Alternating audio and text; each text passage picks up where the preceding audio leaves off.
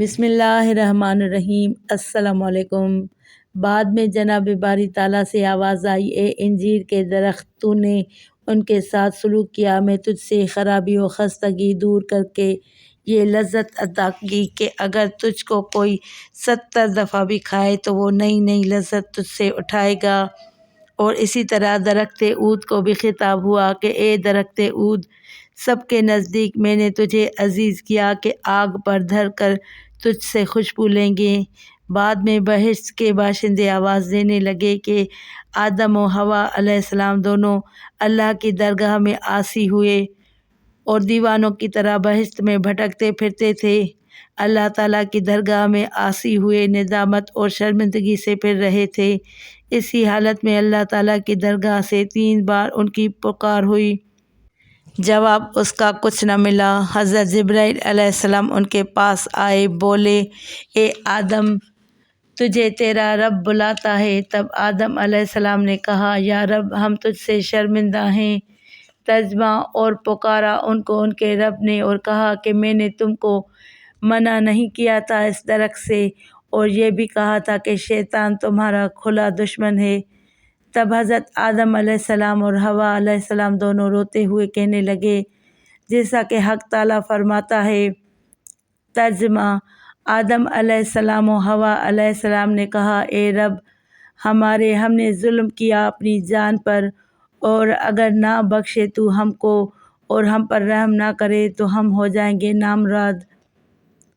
ترجمہ: کہا، تم تو ایک دوسرے کے دشمن ہوئے اور تم کو زمین پر ٹھہرنا ہے اور کام چلانا ہے ایک وقت تک، اور کہا اسی میں جیو گے اور اسی میں مرو گے اور پھر اسی سے نکالے جاؤ گے۔ یہ مضمون کلام اللہ کا ہے۔ تب فرمان رب العالمین کا حضرت جبرائیل علیہ السلام کو ہوا کہ حضرت آدم علیہ السلام و حوا علیہ السلام اور سانپ اور شیطان اور طاؤس، ان سب کو بہشت سے نکال کر دنیا میں بھیج دو۔ حضرت جبرائیل علیہ السلام حضرت آدم علیہ السلام کے پاس گئے اور ان سے یہ حال بیان کیا۔ وہ اس بات کو سنتے ہی گھبرا گئے اور بہشت کی جدائی سے زار و قطار رونے لگے۔ آخر ایک ٹکڑا لکڑی کا مسواک کے واسطے وہاں سے لیا اور وہ لکڑی پشت بہ پشت ان کے خاندان میں چلی آئی، یہاں تک کہ حضرت موسیٰ علیہ السلام کے ہاتھ کا عصا بنی۔ پس حضرت آدم علیہ السلام و حوا علیہ السلام مور و سانپ اور شیطان مردود ان پانچوں کو بہشت سے نکال کر اول آدم علیہ السلام کو سراندیپ میں، جو ہندوستان کا ایک جزیرہ ہے، ڈالا، اور حوا علیہ السلام کو خراسان میں، اور طاؤس کو سیستان میں، اور سانپ کو اصفہان میں، اور شیطان علیہ لعنت کو کوہ ماوند میں ڈالا۔ اس وقت سانپ کے 4 ہاتھ اور پاؤں مثل شتر کے تھے۔ باعث واقعہ ہونے اس ماجرے کے اللہ تعالیٰ نے اس سے لے لیے تاکہ وہ پیٹ کے بل چلے اور خاک چھانے اور کھائے۔ آدم علیہ السلام کو سراندیپ میں ڈالا، وہ اپنے گناہ سے 40 برس تک روتے رہے، اور دوسری روایت میں ہے کہ 300 برس تک روتے رہے، ایسا کہ آب چشم سے ان کی نہریں جاری ہوئیں اور کنارے پر نہروں کے درخت خرما اور لونگ اور جائفل پیدا ہوئے، اور حوا علیہ السلام کے آنسو سے مہندی اور وسمہ اور سرما پیدا ہوا، اور جو قطرات ان کے آنسو کے دریا میں گرے اس سے مروارید پیدا ہوئے تاکہ ان کی لڑکیوں کے زیورات بنیں۔ اور ایک روز جبرائیل علیہ السلام کے پاس آئے اور کہا، اے آدم علیہ السلام، قبل اپنی موت کے حج کر لو۔ وہ موت کی خبر سنتے ہی ڈرے اور اٹھ کھڑے ہوئے اور حج کا قصد کیا۔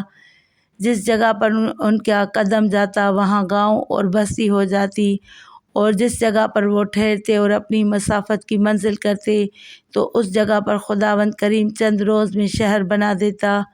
اور بعض علماء نے لکھا ہے کہ مکہ معظمہ تک حضرت آدم علیہ السلام کے 30 قدم ہوئے تھے، اور جب وہ مکہ کے نزدیک پہنچے سب فرشتے وہاں حضرت آدم علیہ السلام کے پاس آئے اور کہا، یا آدم، 1000 برس ہوئے کہ ہم اس گھر کا طواف کرتے ہیں، اور اس وقت اس کعبے کا نام بیت المعمور تھا، اور اندر باہر اس کا ظاہر تھا، اور اس کے اوپر خیمہ زبرجد کا تھا، اور تنابیں اس کی سونے کی تھیں، اور جو میخیں اس کی تھیں آج وہ ستون ہیں، اور حرم شریف میں داخل ہیں، اور جو شخص اس میں پناہ لے گا اس کا مارنا حرام ہے۔ اور آدم علیہ السلام میدان عرفات میں جبل رحمت پر آرام کے واسطے جب بیٹھے تو حوا علیہ السلام کو دیکھا کہ جدے کی طرف سے آتی ہیں۔ انہوں نے اٹھ کر انہیں گلے لگا لیا اور دونوں زار و زار رونے لگے، چنانچہ ان کے رونے سے آسمان کے فرشتے بھی روئے۔ بس دونوں نے آسمان کی طرف نگاہ کی اور اللہ تعالیٰ نے حجاب کو ان کی آنکھوں سے اٹھا لیا۔ تب انہوں نے عرش کی طرف نظر کی، جیسا کہ حق تعالیٰ نے فرمایا۔ ترجمہ: پھر آدم علیہ السلام نے اپنے رب سے کئی باتیں کیں، پھر متوجہ ہوا اس پر حق وہی ہے، معاف کرنے والا، مہربان، اور ساق عرش پر یہ کلمہ لکھا ہوا دیکھا: لا الہ الا اللہ محمد الرسول اللہ۔ تب آدم نے کہا: یا رب، اس کلمہ مبارک کی برکت سے جو تیرے نام کے ساتھ ہے، ہمارے گناہ بخش دے اور ہماری توبہ قبول فرما۔ اسی وقت جبرائیل علیہ السلام ان کے پاس آئے اور کہا کہ حق تعالیٰ نے تجھ پر سلام بھیجا ہے اور فرمایا ہے اگر تو بہشت میں اس نام کو شفیع بناتا تو تم کو ہرگز دنیا میں نہ بھیجتا۔ اور روایت ہے کہ حضرت موسیٰ علیہ السلام اپنی مناجات میں یہ کہتے تھے۔ ترجمہ: ایک روز حضرت موسیٰ علیہ السلام مناجات میں کہتے تھے: یا رب، بہشت میں دیواریں ہیں یا نہیں؟ حق تعالیٰ نے فرمایا: دیواریں ہیں۔ پھر کہا: جنت میں دربان ہیں؟ فرمایا: ہاں ہیں۔ تب موسیٰ علیہ السلام نے کہا کہ ابلیس لعین کیوں کر بہشت میں گیا اور آدم کو فریب دیا؟ اے موسیٰ! پھر باری تعالیٰ نے فرمایا۔ ترجمہ: پھر کھینچ لیا ان کو فریب سے۔ بس آدم علیہ السلام نے جب حج سے فراغت پائی تو ان کے پاس حکم آیا: اے جبرائیل علیہ السلام، حضرت آدم علیہ السلام کو وادی نعمان میں جو ایک میدان کا نام ہے لے جا کر اپنے پروں کو ان کی پشت پر مل دے۔ جب حضرت جبرائیل علیہ السلام نے ملا تب ذریات بے شمار ان کی پشت سے نکلیں، اس طرح تمام عالم ان کی اولاد سے بھر گیا۔ بس حضرت آدم علیہ السلام بولے: یہ سب کون ہیں؟ حضرت جبرائیل علیہ السلام نے فرمایا: یہ سب تمہارے فرزند ہیں۔ انہوں نے کہا کہ اتنی مخلوق کی گنجائش زمین پر کیوں کر ہوگی؟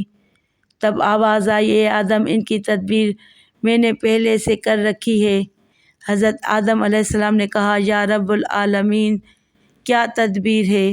حق تعالیٰ نے فرمایا: بعضوں کو ان کے آباؤں کے اسلاف میں اور بعضوں کو امہات کے ارحام میں، کسی کو روئے زمین پر اور کسی کو زیر زمین رکھوں گا۔ پھر حضرت آدم علیہ السلام نے کہا: خداوند میرے فرزند کے لیے کیا فرماتے ہیں؟ کوئی مومن ہے تو کوئی کافر ہے، اور کوئی تونگر ہے اور کوئی فقیر ہے، کوئی خوشحال ہے کوئی غمناک۔ پھر کہا: یہ سب مساوی ہوتے تو کیا خوب ہوتا۔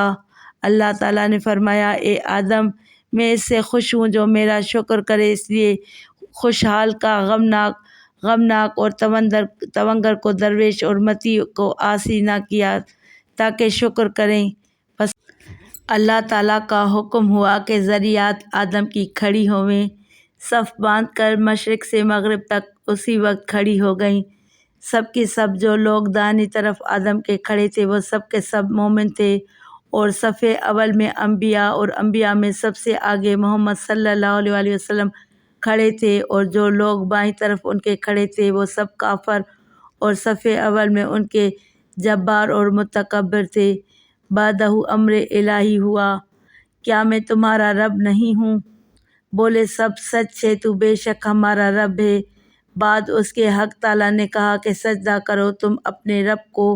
پس جو لوگ داہنی طرف حضرت آدم علیہ السلام کے کھڑے تھے وہ سب کے سب سجدے میں چلے گئے، اور جو لوگ کے بائیں طرف تھے ان لوگوں میں سے کسی نے بھی سجدہ نہیں کیا۔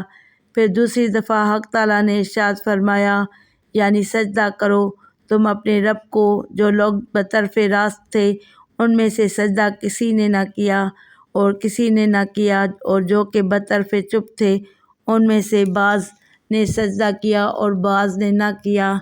یہ حقیقت دیکھ کر حضرت آدم علیہ السلام نے جناب باری تعالیٰ میں عرض کیا: اے رب، اس میں عجیب و غریب جو میں نے دیکھا اس سے تو مجھے آگاہ کر کہ جو لوگ دائنی طرف میرے کھڑے تھے پہلے حکم میں سب نے سجدہ کیا، اور ثانی حکم میں ان میں سے بعض نے کیا اور بعض نے نہ کیا، اور جو قوم کے بائیں طرف ہے اول حکم میں سجدہ نہ کیا، ثانی میں بعض نے کیا اور بعض نے نہ کیا، اس میں کیا راز الہی تھا۔ ندا آئی اے آدم، جس قوم نے کہ اول و آخر میں سجدہ کیا وہ مومن پیدا ہوں گے اور مومن مریں گے، اور جنہوں نے اول و آخر میں سجدہ نہ کیا وہ کافر پیدا ہوں گے اور کافر مریں گے، اور جنہوں نے اول حکم میں سجدہ کیا ثانی میں نہ کیا وہ مومن پیدا ہوں گے اور کافر مریں گے، نعوذ باللہ من ذالک۔ اور جس نے ثانی حکم میں سجدہ کیا اور اول میں نہ کیا وہ کافر پیدا ہوگا اور مومن مرے گا۔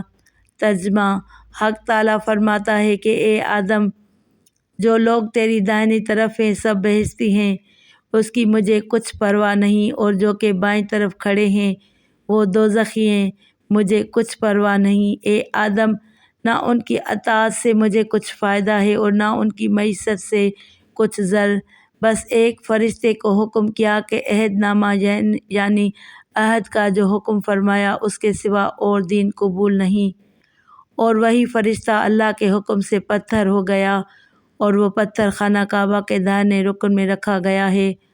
اب اس کو حجر الاسود کہتے ہیں اور سب حاجی اس کو بوسہ دیتے ہیں۔ پھر روز قیامت میں وہی پتھر فرشتہ ہوگا جس صورت پر وہ پہلے تھا، اور ہر ایک کا عہد نامہ کھولا جائے گا۔ جو شخص اپنے عہد پر قائم ہوگا اس کو جنت ملے گی، اور جو برخلاف ہوگا وہ دوزخی ہوگا۔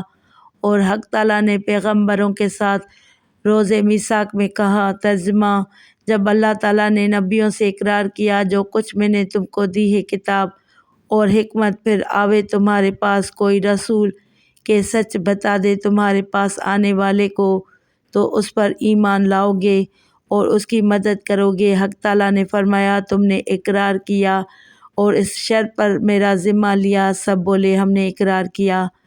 فرمایا، تم سب گواہ رہو رسالت پر ایک دوسرے کے، میں بھی گواہ ہوں تمہارا۔ پھر فرمایا، اے آدم علیہ السلام، تم شیس علیہ السلام پر گواہ رہو، اے شیس تم ادریس علیہ السلام پر گواہ رہو، اے ادریس علیہ السلام تم نوح علیہ السلام پر، اور اے نوح علیہ السلام تم ابراہیم علیہ السلام پر، اور اے ابراہیم علیہ السلام تم اسماعیل علیہ السلام پر، اے اسماعیل علیہ السلام تم اسحاق علیہ السلام پر گواہ رہو، اسی طرح حضرت عیسیٰ علیہ السلام تک۔ اور فرمایا، اے پیغمبر، تم سب رسالت پر پیغمبر آخر الزماں کے گواہ رہو اور اپنی قوم کو وصیت کرو کہ ان کی رسالت پر ایمان لائیں اور نصرت دیں۔ اللہ تعالیٰ نے اقرار لیا نبیوں کے مقدمے میں۔ بنی اسرائیل سے یہود مسلمانوں سے کہتے ہیں کہ تمہارا نبی ہم کو کہتا ہے کہ بندگی کرو اپنے رب کی، ہم تو پہلے ہی سے بندگی کرتے ہیں اس کی، مگر وہ چاہتا ہے میری بندگی کرو۔ سو اللہ تعالیٰ نے فرمایا کہ جس کو اللہ تعالیٰ نبی بنائے اور وہ لوگوں کو کفر سے نکال کر اسلام میں لائے، پھر ان کو یہ بات سکھائے، مگر تم کو یہ کہتا ہے کہ تم میں جو آگے دینداری تھی جیسا کہ کتاب کا پڑھنا اور سکھانا وہ نہیں ہے، اب میری صحبت سے پھر وہی کمال حاصل کرو۔ ویڈیو کو لائک کر کے چینل کو سبسکرائب کریں اور گھنٹی کے نشان کو دبائیں تاکہ میری آنے والی ہر نئی ویڈیو کا نوٹیفیکیشن آپ کو سب سے پہلے ملے۔